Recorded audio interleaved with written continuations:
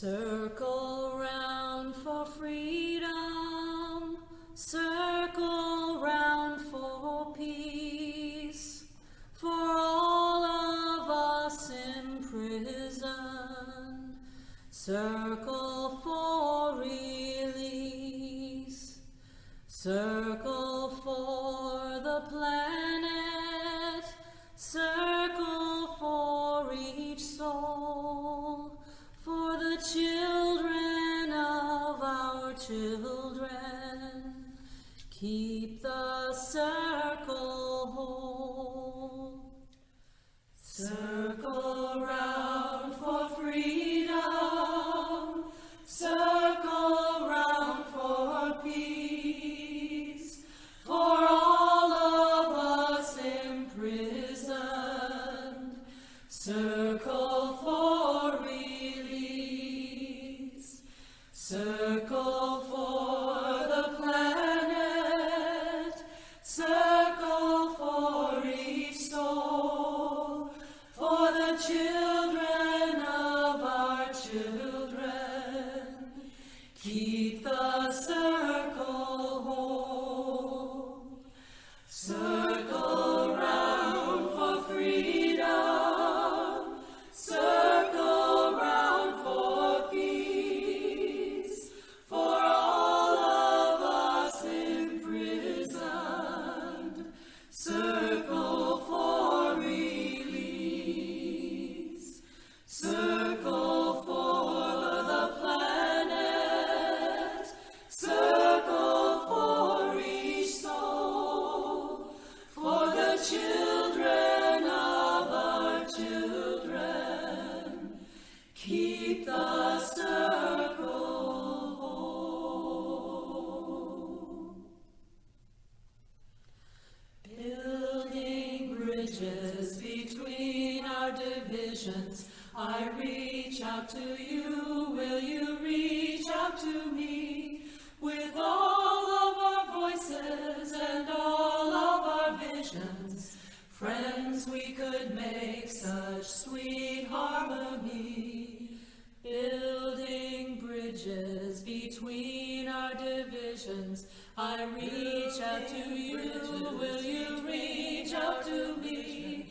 With all of our voices and all of our visions, our friends, reach out to voices and reach out to visions. With all of our voices and all of our visions, I reach out to voices and reach out to me. With all of our voices and all of our visions, our friends, we could make and reach out to me. With all of our voices and all of our visions, friends, we could make such sweet harmony. Friends, we could make such sweet harmony.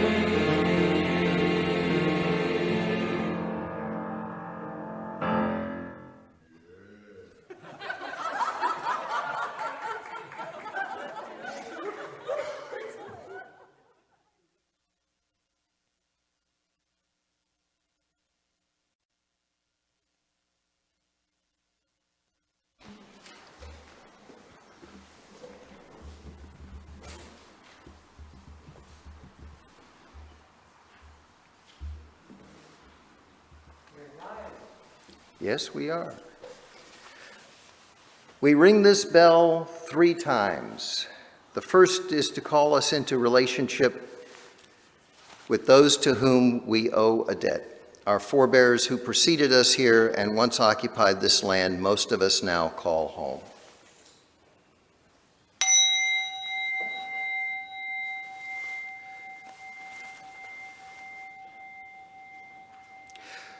The second calls us into relationship with ourselves and with one another, that we learn to grow wisdom and compassion and share it generously.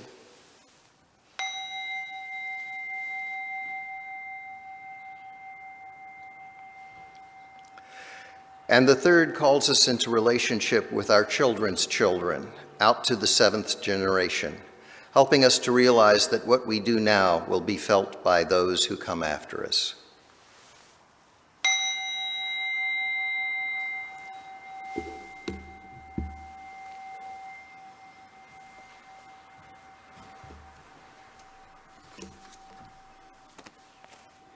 Good morning. Thank you. I'm Paul K. Davis, and I will be serving as worship associate for this MPUUC service with Mark Rahman as our worship leader. Words, just 5 letters and less than a second of time, but an immense topic. Words can be shared many ways, graphically by writing or printing on paper or clay tablets, audibly by talking or singing, in person or by telephone or Zoom, by gestures, either improvised or of a sign language. In high school, I learned that words have both a denotation and a connotation. Actually, usually several denotations, our dictionaries being cluttered with words having multiple meanings. Connotations are a bit more difficult, but important. Without adequate care in how you express a truth, you may offend. Words include not only those of common usage, found in dictionaries and taught in schools, but also personal words, notably names. I recently realized I was unsure how to pronounce the name of one of my neighbors, someone I've known and talked with for a decade or 2. I asked her and found out I had it wrong. I'm glad I asked. Without languages, we have little hope of understanding each other. Yet languages are often straitjackets obstructing us from properly expressing ourselves. I'm sure the rules of grammatical gender must have been helpful to some people at some time. Fortunately, there are only a few remnants of it in English. I have a hobby of ascertaining the biological species name of living things I photograph. In recording the name of a silverfish I photographed recently in my neighborhood, I read that the zoological committee in charge of these things had recently decided its genus was of gender neuter rather than gender feminine, as had been assumed by many, and the endings of all the species names had to be changed. I do not expect ever to be perfect in my use of words, but I believe we can still make progress. Therefore, let us now join together in worship, sharing words to help us understand and use words truthfully and lovingly.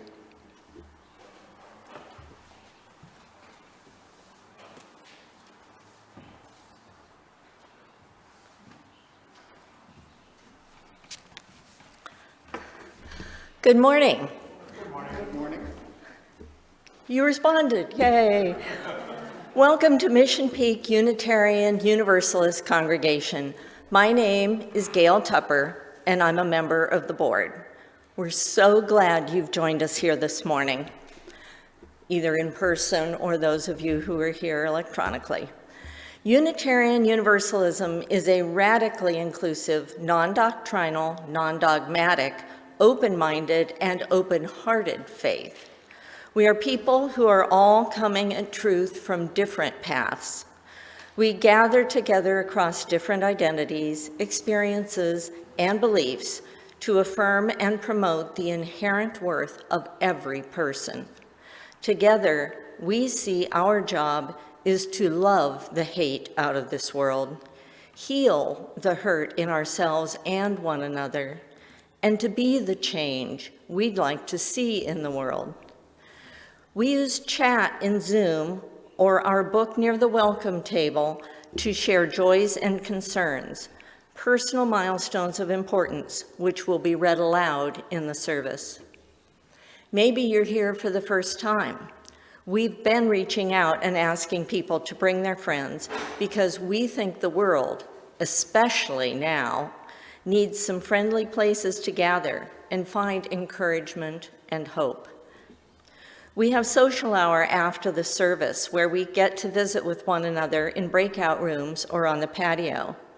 The worship host will give you more information about this immediately after the service. In the meantime, we will put a link to our weekly newsletter in chat so you can see all the events coming up. We encourage you to join anything that speaks to you. We also put our welcome email, welcome@mpuuc.org, to request a newsletter or other information be sent to you. There are a few things we'd especially like to call your attention to. In-person attendees should be masked inside and outside of Cole Hall during the service.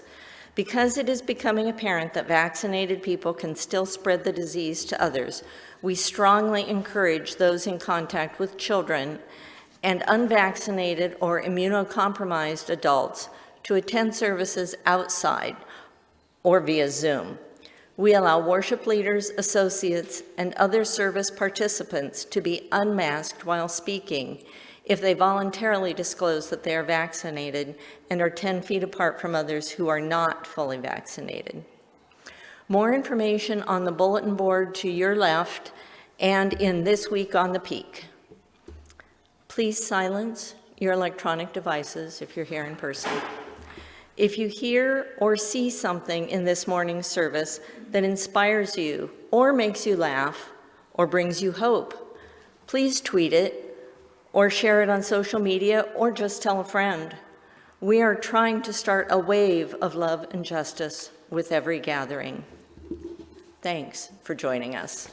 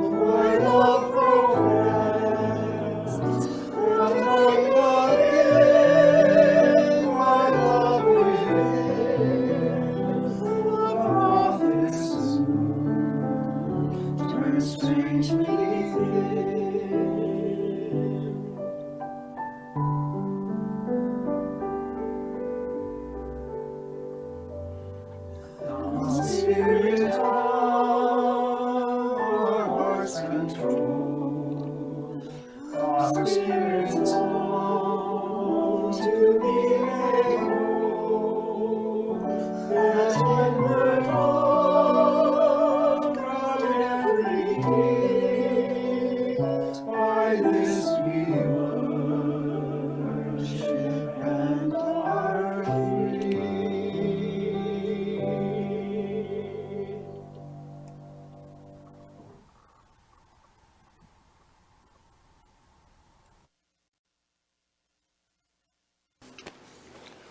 Please join with me in reciting these chalice-lighting words, which unite us with Unitarian Universalists all over the world.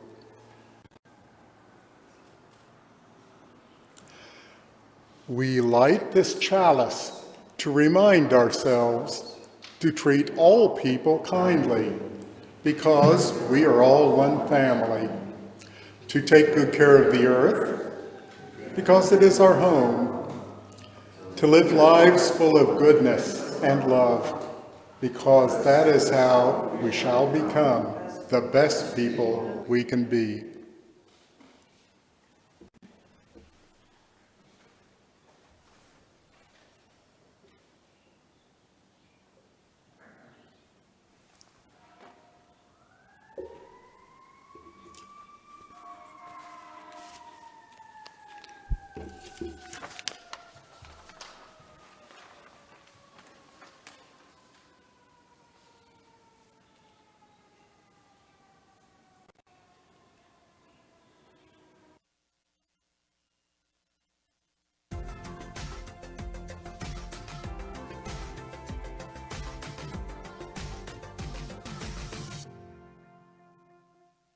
Good afternoon, my name is Jackson, and today I'm going to be talking to you about how words affect us. To start off, I'd like to tell you a little story.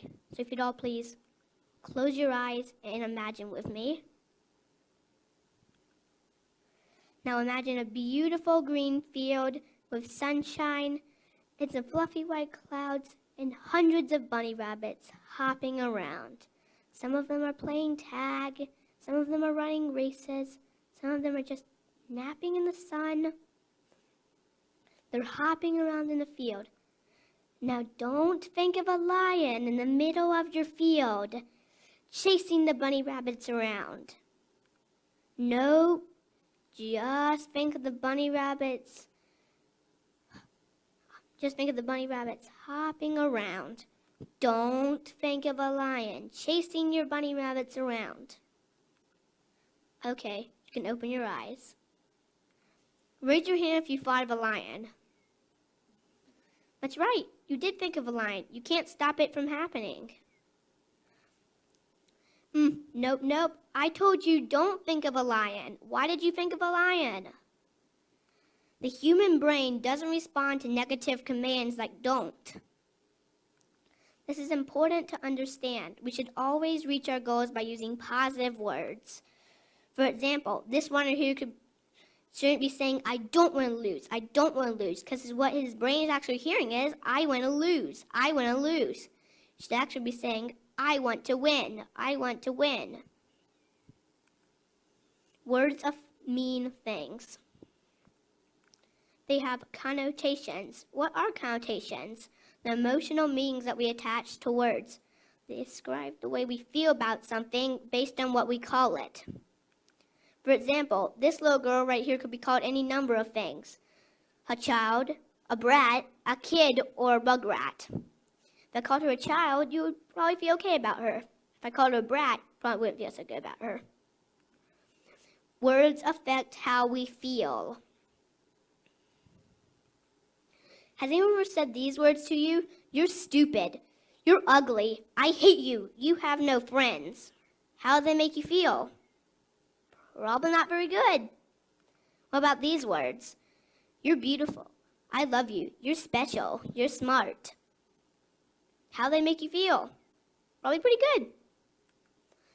I'd like to share with you a little experiment I did with water.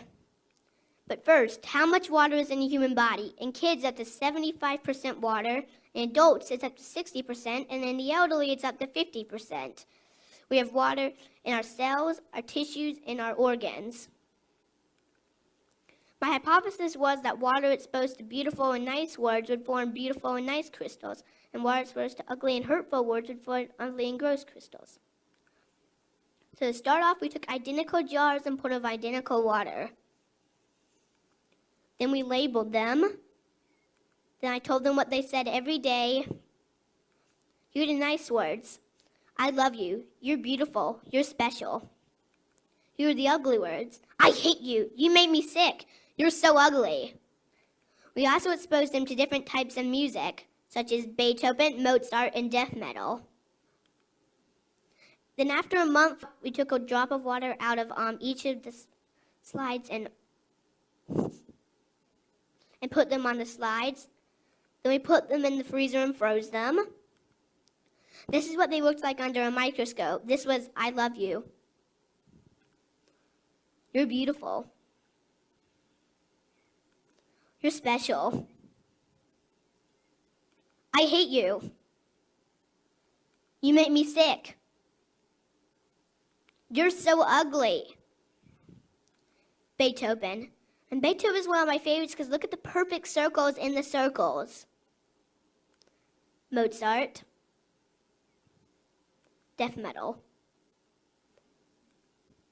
This is just them all put together so you can see them.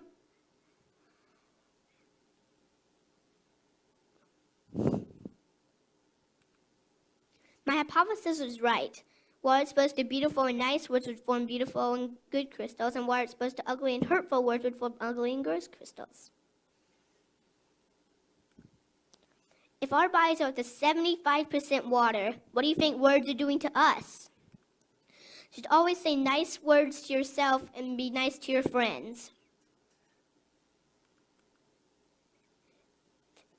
And think back to the story of the field and the bunny rabbits. And remember that the brain doesn't respond to negative commands. Remember, we should always reach our goals by using positive words. Thank you.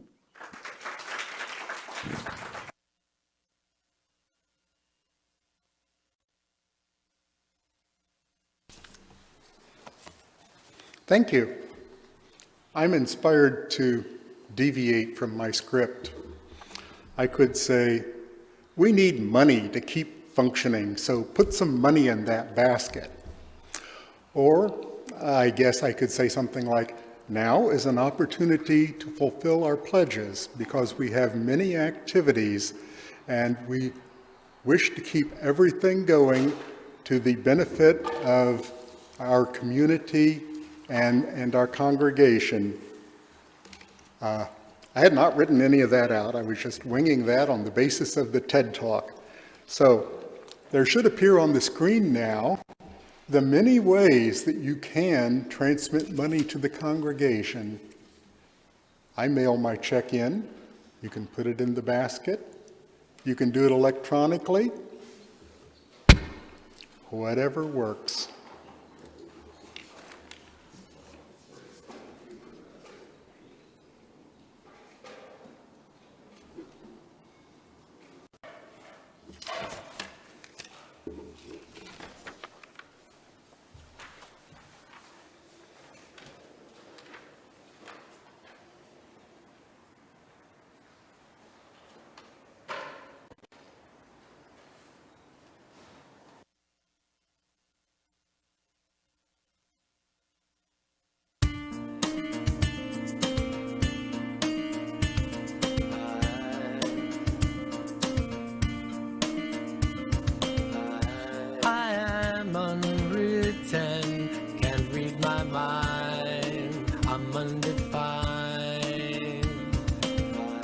I'm just beginning, the pen's in my hand, endings unplanned. Staring at the blank page before you, open up the dirty window, let the sun illuminate the words that you could not find. Reaching for something in the distance, so close you can almost taste it. Release your inhibitions, feel the rain on your skin. No one else can feel it for you, only you can let it in. No one else can speak the words on your lips. Drench yourself in words unspoken, live your life with arms wide open. Today is where your book begins, the rest is still unwritten.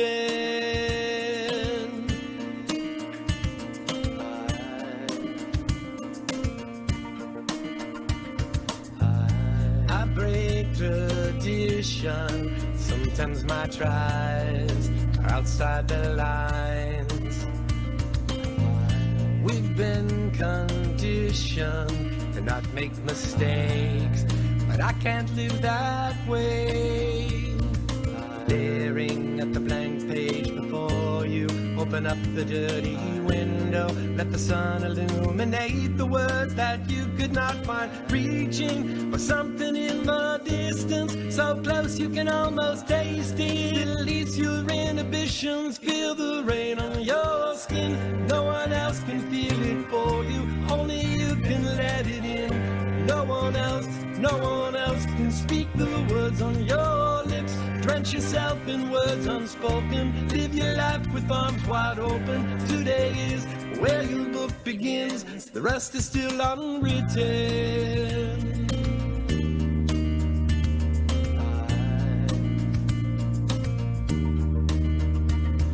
Staring at the blank page before you, open up the dirty window, let the sun illuminate the words that you could not find. Reaching for something in the distance, so close you can almost taste it. Release your inhibitions,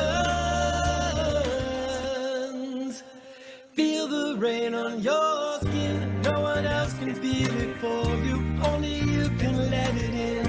No one else can speak the words on your lips. Drench yourself in words unspoken. Live your life with arms wide open. Today is where your book begins. Feel the rest is still unwritten. No one else can feel it for you, only you can let it in. No one else can speak the words on your lips. Drench yourself in words unspoken. Live your life with arms wide open. Today is where your book begins. The rest is still unwritten. The rest is still unwritten. The rest is still unwritten. The rest is still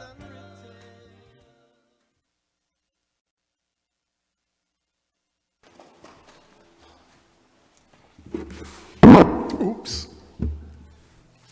Sorry about that. Thank you, Peak Rocks, for that beautiful music. One of the things that allows us to find hope and meaning, especially in hard times, is the love and support we show one another. If you have a joy or concern that by sharing with this caring community might bring the encouragement or resilience you are needing, if you are present, you may write it in the book.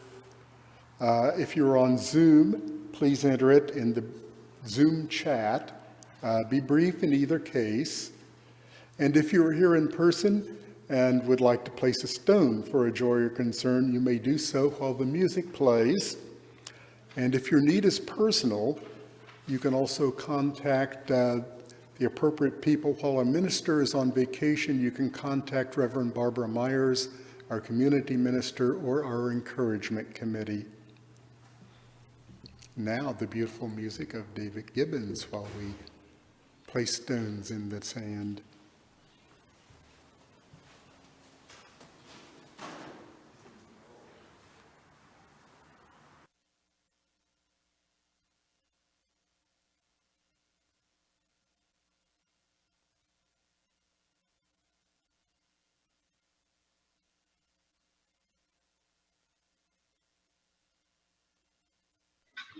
David, you need to unmute.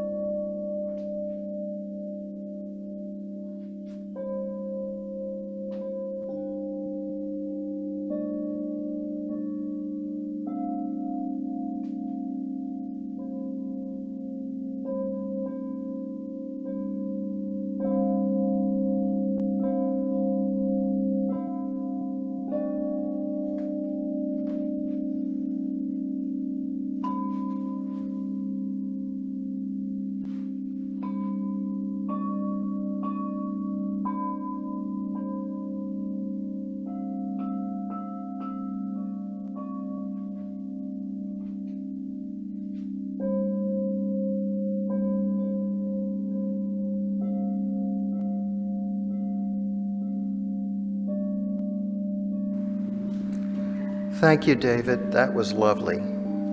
It is such a beautiful thing.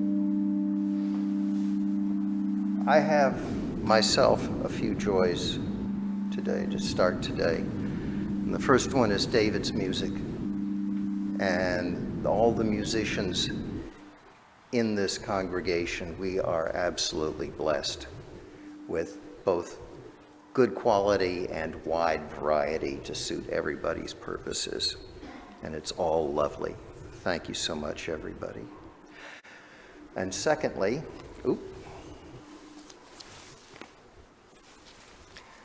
I think perhaps to bed hair and hat hair we need to add mask hair.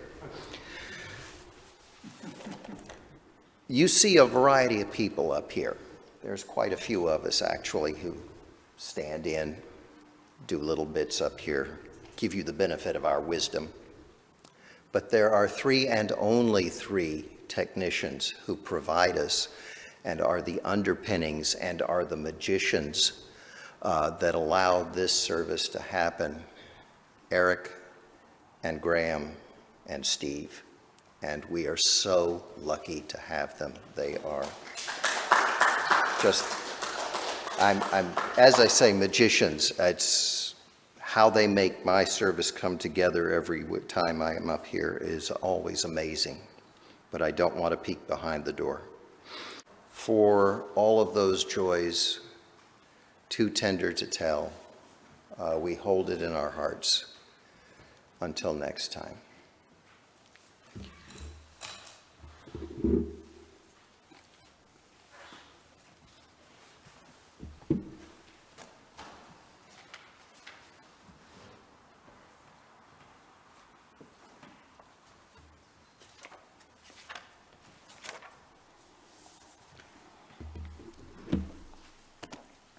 For those of you who may be following the order of service carefully, there is a misprint. I will be reading number 537, not 535, 537, by astronomer Mariah Mitchell. Small as is our whole system compared with the infinitude of creation, brief as is our life compared with the cycles of time, we are so tethered to all by the beautiful dependencies of law that not only the sparrow's fall is felt to the uttermost bound, but the vibrations set in motion by the words that we utter reach through all space, and the tremor is felt through all time.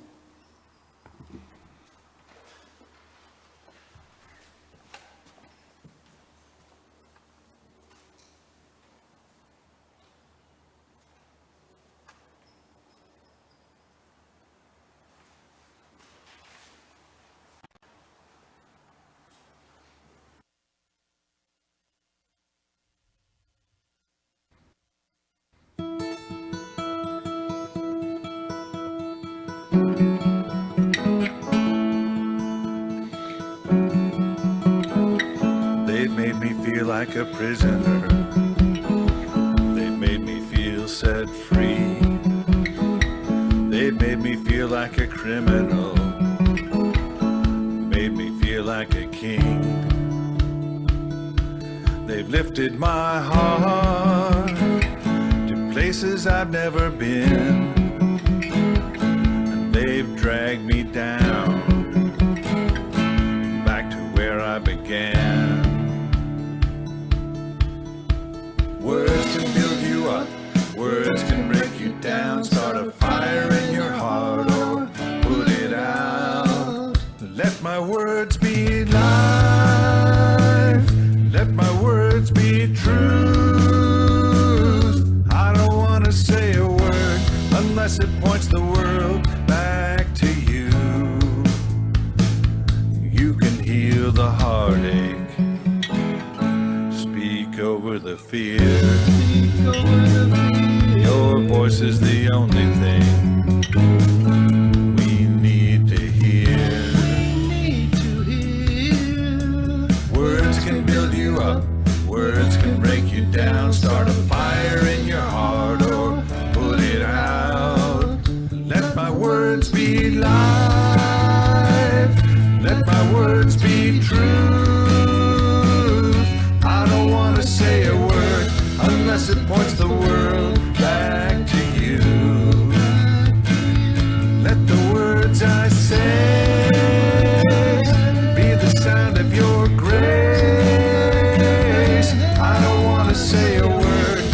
unless it points the world back to you. I want to speak your love, not just another noise. I want to be your light, I want to be your voice. Let my words be life, let my words be truth. I don't want to say a word unless it points the world back to you. Let the words I say be the sound of your grace. I don't want to say a word unless it points the world back to you. Words can build us up, words can break us down, start a fire in our hearts. So put it out. I don't want to say a word unless it points the world back to you.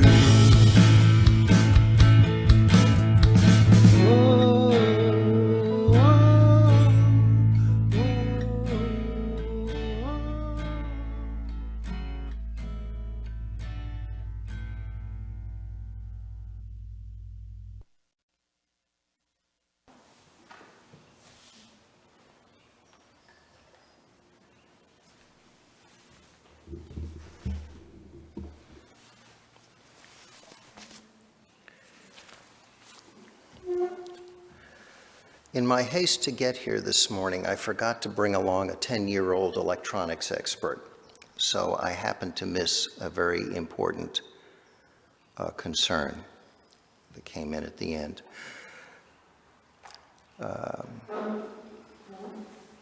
Gail Jones sends, "Please pray for my friend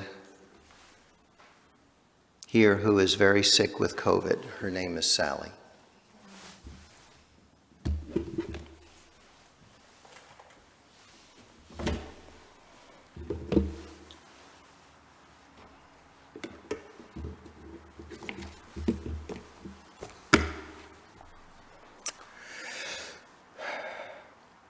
"Sticks and stones can break my bones, but words will never hurt me."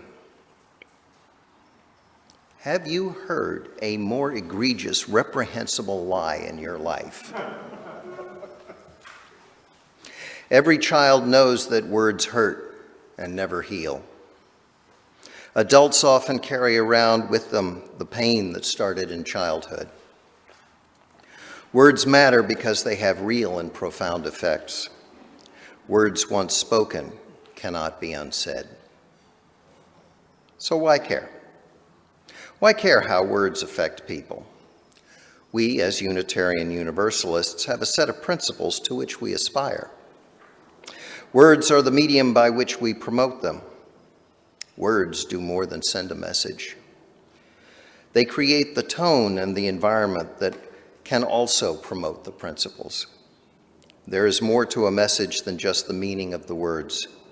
There is also the feeling that the words create and the history in the other person that they connect to. We acknowledge through our words the inherent worth and dignity of every person. We convey worth and dignity by engaging in civility, politeness, all the way up to respect. The words we use show the value we place in this other human being. Justice, equity, and compassion in human relations. Shall we not be active in the language we use and its intent for the purpose of ensuring these values? Words inspire, words explain, and words make clear where we stand. Acceptance of one another and encouragement to spiritual growth in our congregations. We can validate each other's reality and what in us is worthwhile. Our words can make a connection and reinforce a relationship. Words are symbols meant to transmit meaning from one mind to another. It is an imperfect medium. Everyone's understanding is personal. They can be used to invoke feelings, emotional response, grand ideas. They can connect to the deeper reaches of the human psyche. It is because of their power that we need to control how we use them. The power that language has for good or ill is not a recent concept. We can go back at least 3,000 years to the sayings in the book of Proverbs. Here's a short selection. Proverbs 15:23. Everyone enjoys a fitting reply. It is wonderful to say the right thing at the right time. Proverbs 16:24. Kind words are like honey, sweet to the soul and healthy for the body. 25:11. Like golden apples set in silver is a word spoken at the right time. 12:18. Careless words stab like a sword, but the words of the wise people bring healing. Words can cause pain and harm, both intentionally and unintentionally. Intentionally, sometimes they are used out of anger and frustration. In our present world, more and more people are feeling free to use the language of hate. They show a preference for emotionally charged words that will cause the most harm. They are used to subordinate, to shame, to terrorize. The aggressive behavior plays upon the knowledge that there is real danger behind those words. Too many people suffer when targeted. It is a way to maintain hierarchy. The perpetrator feels that they are establishing their personal status as part of the power and control. These aggressions are part of a larger campaign to maintain an unfree and unequal America. We unintentionally create pain when we do not realize that there is a connection between the words we use to something buried deep in someone else's past, nor do we recognize the impact that the words can have.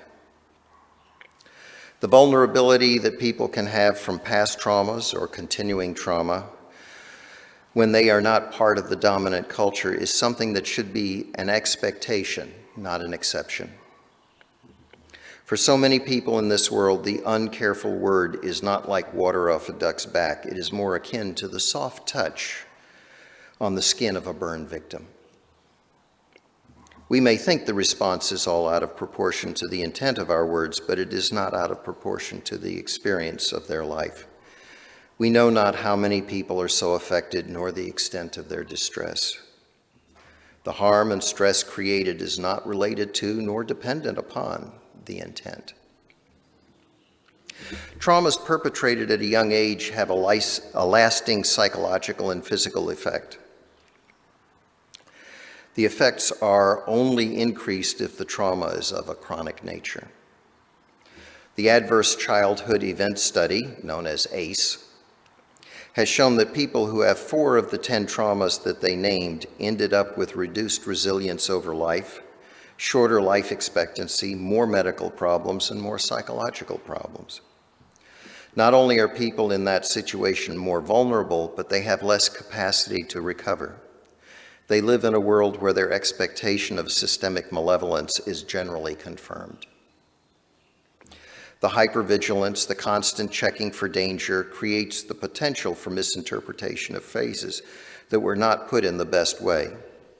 We will not understand it and might believe we have done nothing wrong, but this part of life is like a chessboard. It is what it is. We cannot be playing a game of chess and suddenly decide we want to play chess on a Monopoly board. This is our playing board, and if we are to do well, we best learn the rules as well as we can. For all the pain of the words that are said, whether meant or not, words not said can be just as painful. We may forego saying something in a timely manner because of shyness, because of what others may think about us, or possibly we just don't want to get involved. How often have we harmed a relationship because of something we should have said but did not? Times when we could have said, "I love you. Can I help? I am sorry." Or hardest of all, "You were right." Emotional connections may fade in the absence of communication. Saying nothing is itself a form of communication that carries the message, "I don't care." The word that wasn't there can hurt as much as the ones that are. There is an old joke that runs something like this. England and the United States are two countries divided by a common language. That could also describe the relations among the various communities in this country. As a nation of immigrants, we come from many varied and different places with very different cultures. Those who grow up here and those who came here have completely different experiences. Their expectations of how life should proceed are also very different. Many people are unable to live the way they feel they have a right to expect, and yet cannot fit into the society as it is.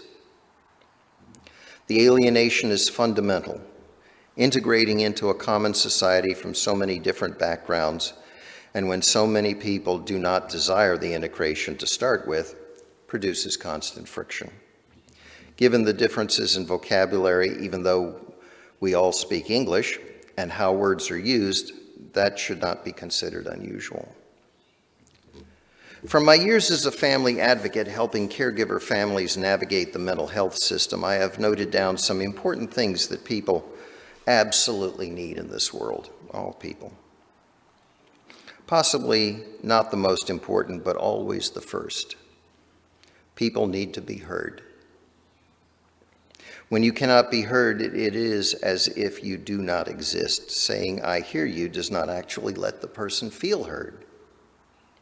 We may have to learn techniques that will perform that function. People who are not heard cannot themselves hear others. People need to be connected and to have a place where they feel they belong. There is something missing from your soul if you do not have a sense of belonging. It is important for everyone to feel useful and needed, those things that would not be done if we were not here. It fits into the connection we want to have with other people. The meaning we consider life to have is from that purpose we believe we have. Our purpose is the justification for our existence. And finally, we want to know that it mattered, that we were here. Deprived of any of their needs, a person becomes vulnerable. Here are some of the common comments made by people considering suicide when they have been deprived of one or more of their needs. "I have nothing worth living for." "You are better off without me." "Nobody cares about me. You don't love me." "I can't do anything right. Nobody would notice if I were gone. I've been abandoned and betrayed." Our words can go a distance in repairing the loss of a need. We can recognize that the needs of traumatized individuals have been compromised. We must adhere to the mantra, first, do no harm. So we have a problem. How to speak and yet do no harm. Now, I'm guessing that none of you are in the intentional harm crowd, so I shall focus on unintentional hurts, often known as microaggressions. The following is not a complete list. Since human beings only learn by mistakes, I have gathered this wisdom at some expense to myself and others. And given that it is knowledge gained by mistake, I may have made mistakes in gaining the knowledge. So be mindful of that as I go through my wisdom. Proceed from the knowledge that mistakes will be made and can actually be an opportunity. So number one, be mindful. Be aware of your surroundings and your context. Be mindful of the goal you have for the activity you are in at the moment. Know your emotional state and be able to identify your own state of mind. It may be helpful to obtain an emotional wheel or list of emotions to help you choose, especially you guys. Can't usually name emotions. To help you choose and identify what is going on in the moment. Listen first. People who are traumatized or placed in a lower status often experience that they are not listened to. Give them the space to speak their truth. It is a gift. Listen longest. Make sure you listen a lot.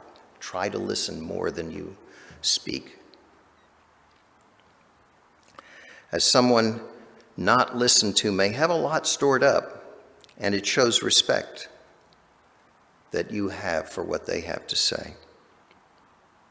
Do not project into the conversation your reading of what their experience means. Do not explain to someone what the meaning of their experience is. Acknowledge that they are the expert on their own life. It is a useful tool to show equality by acknowledging that they have an expertise that you lack. Slow down. Slow down. You should not have your words proceed faster than your mind can calculate. Keep it simple to cut down on the unintended complexities that can lead to unintended consequences. Avoid the temptation to show what a wonderful person you are and by how great an ally you are, or how much you understand their experience. Make progress by finding common ground around which you can unite. My experience with support groups shows the absolute spiritual uplift someone receives when they know they are not alone. Formal politeness. It shows that they are someone who you feel is worthy of the effort. Do not try to make things better by diminishing their experience. Suggestions like "it's not really that bad" or "it'll get better soon" are not helpful. Much better to validate their experience. Avoid using certain words. The word "no" invalidates what they said and says that they do not even know how they feel. It asserts they are wrong rather than a simple disagreement where often there is no absolute authority of correctness. The word "you" indicates a wagging finger and the imminent assessment or assertion about what that person meant. That the one saying you has declared himself to know better about that person than the person does. The word "understand" declares a knowledge of somebody's life that can only be gained by shared life experience. If you do not have that shared life experience, then to say "understand" comes across as very hollow. It is better to substitute a word like "recognize," which does not claim the level of knowledge that shared life experience would bring. In order to avoid appearing as if you are trying to make decisions for somebody,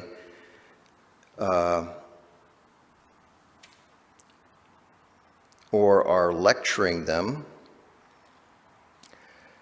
stay away from the words "need to," "ought to," "should." It always has the feeling of somebody trying to take control of you. Have humility. We cannot know everything nor be universally adept. We can still be worthwhile even when we are corrected. Be vulnerable and make real apologies when required. Not the kind that say, "I am sorry for how you feel," or "that you took it that way," or "I didn't mean it like that."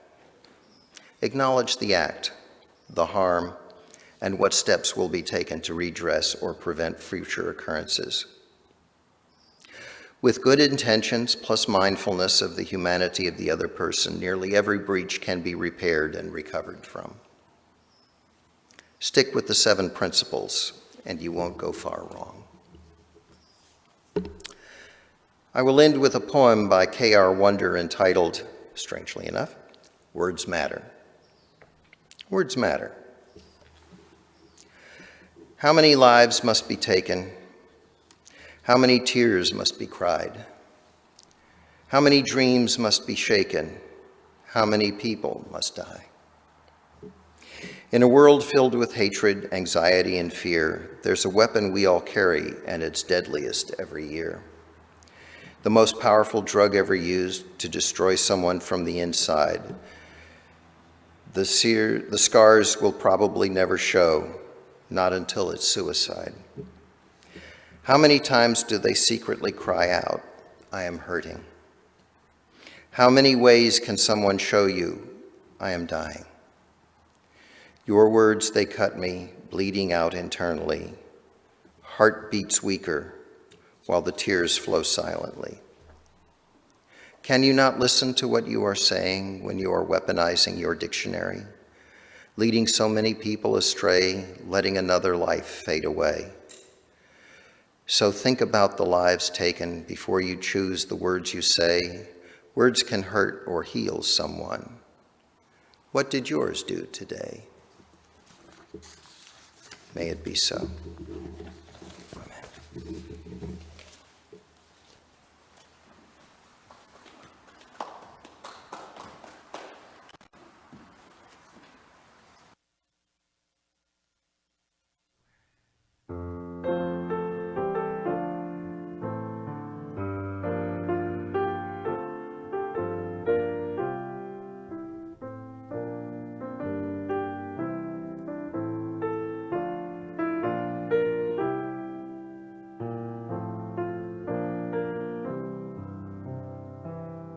Our world is one world, one touch, just one affects us all. The seas that wash us round about, the clouds that cover us, the rains that fall. Our world is one world, the thoughts we think affect us all. The way we build our attitudes with love or hate, we make a bridge for more. Our world is one world, its ways of wealth affect us all. The way we spend, the way we share, who are the rich or who stand or fall. Our world is one world, just like a ship that bears us all, where fear and greed take many homes, but where our hearts can lead a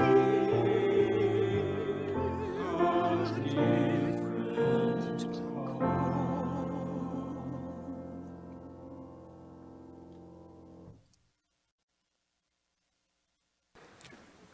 Please join with me now in reciting these words as we extinguish our chalice.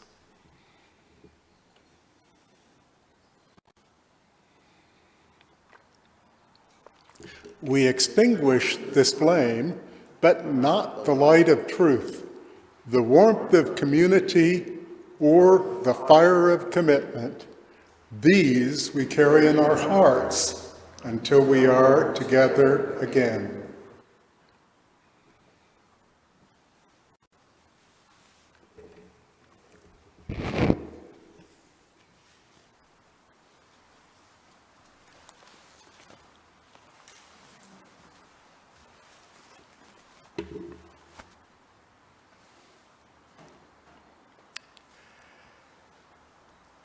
There is a saying out there: the common man lives a life of quiet desperation. The man who wrote that was an optimist. Be kind to the people you meet, for we know not what internal battles are raging on the other side of that face that we cannot know from inside our own skull. Go in peace. Be nice. Amen. Amen.